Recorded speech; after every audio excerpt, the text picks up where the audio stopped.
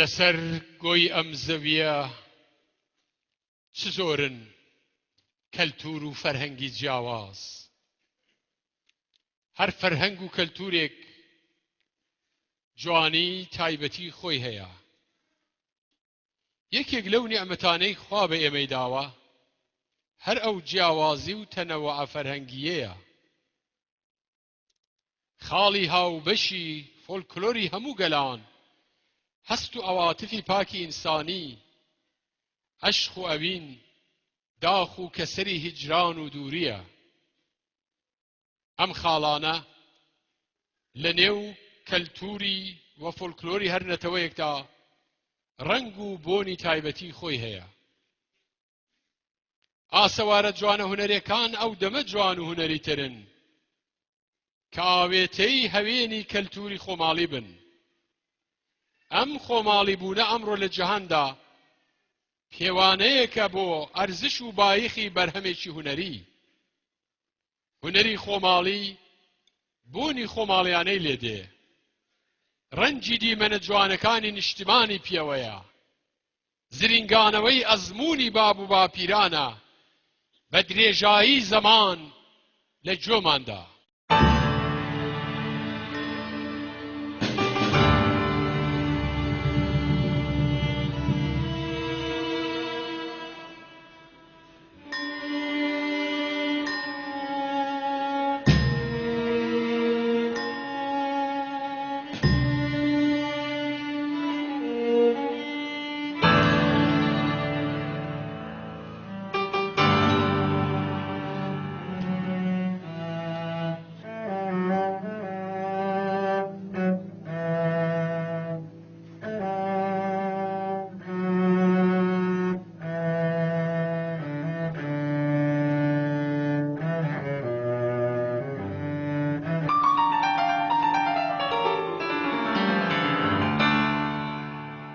ئێمەی کورد خاوەنی فۆلکلۆرێکی دەوڵەمەند و جوانی ئینسانین.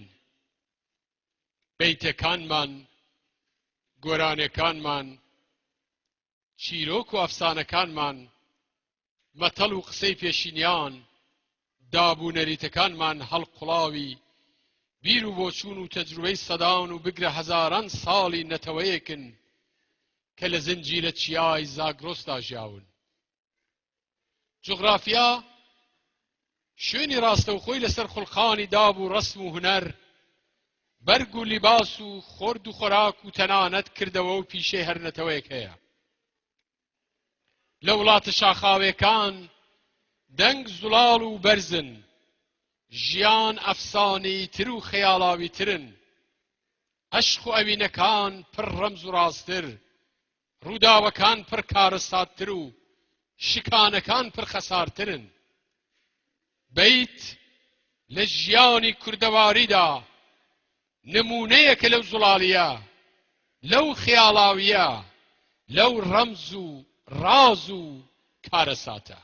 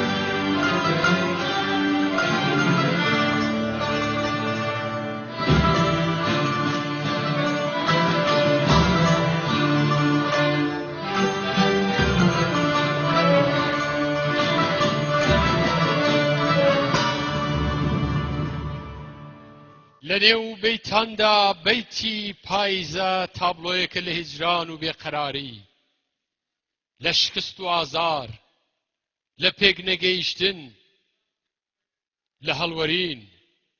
لە هەڵوەرێنی گوڵی ئەوین، لە وردە فرمێسکی بەدزی، لە داخ و کەسەری پەنگ خواردوو. پاییزە دەنجی زوڵاڵی ئەو بێتوێژانن کە نوێنەرایەتی جێرانەوەی داستانە عشقەکانتان بۆ دەکەن، بێ ئەوەی ناوی عاشق و مەعشوقەکان بدرچێنن. پێکەوە سەفەرێک دەکەینە نێو دنیای پڕ ڕاز و ڕەمزی پاییزە، بەسەر خەزەڵی وشک بووی ئەویندا پاییزانە گوێ دەدەینە دەردی دووری، گوێ دەدەینە لۆرانەوەی بێگریان، شینی نامرادان. پێکەوە گوێ دەدەینە پاییزەیەکی ڕەنگ پاییزی، کڕومات چاو دەبڕینە غەدری ڕۆژگاری غەدار، ڕۆژگاری باب و باپیران، ڕۆژگاری نزیک، دوورتر